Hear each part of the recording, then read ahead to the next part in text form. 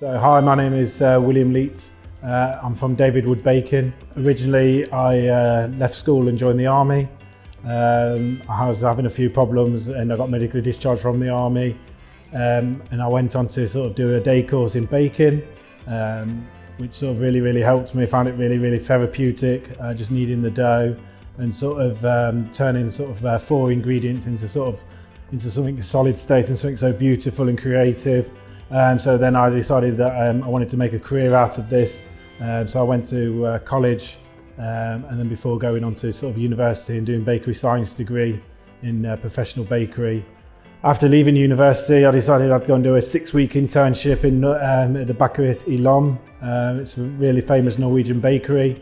So I was supposed to go out there for 6 weeks. I ended up staying out there for 2 years, working in there and honing my skills as a craft artisan bakery. Before coming back to the UK, being headhunted by David Wood Bacon to become a product developer where I am now.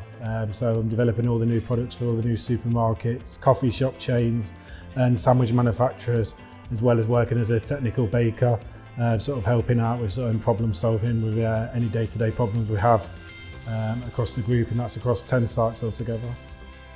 So my career highlight to date would probably be winning the latest Rising Star Award in the Bacon Industry Awards. Sort of my career's sort of progressed even further from there, going to lots more events, sort of spreading the word. It sort of gave me a big more confidence boost as well. I get to spread the word, sort of in doing talks at events, sort of more about mental health issues as well within bacon and within men at the minute in the world. So before, when I was in the army, when I come out, I was in a really low place. I'm openly talk about it now. I did try and commit suicide a couple of times, but looking back now, I wish I hadn't. And I'm such a good place, and sort of bacon did change my sort of world. And I openly say now that bacon changed my life. So that's sort of one of the biggest sort of my whole career in bacon has sort of been a highlight for me, and I'm just sort of so happy to sort of be where I am now and sort of be really sort of a good baker, sort of help change sort of people's tastes and that. So my speciality is sourdoughs and then Italian artisan breads. So sort of ciabattas, paninis, focaccias. So I love baking all of these, and one of the things I was brought into David Wood was to sort of keep these going, but sort of mass produce these now for the supermarkets. So we're able to sort of do craft artisan style breads, but on a large sort of production volume scale. So we can, like the sourdough today sort of thing, we can do the sourdough, true sourdoughs. We don't add no additives or anything like that. So something that a small craft bakery can do, we can now do on a large production sort of scale and sort of sell then to the supermarkets. For the recipe booklet, I made a vintage mature cheddar sourdough. The flour that I predominantly used was the Witchwood flour. I really like it. It's a really sort of high protein flour. It works really well with the sourdough.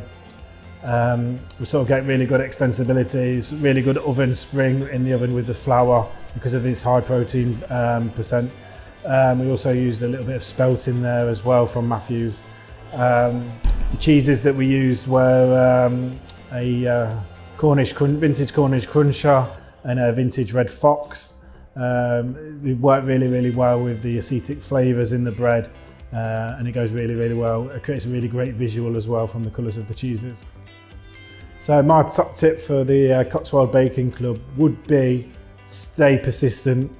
We all have our ups and downs. We all make little baking mistakes, whether it be something very silly, putting sugar in instead of salt or salt instead of sugar.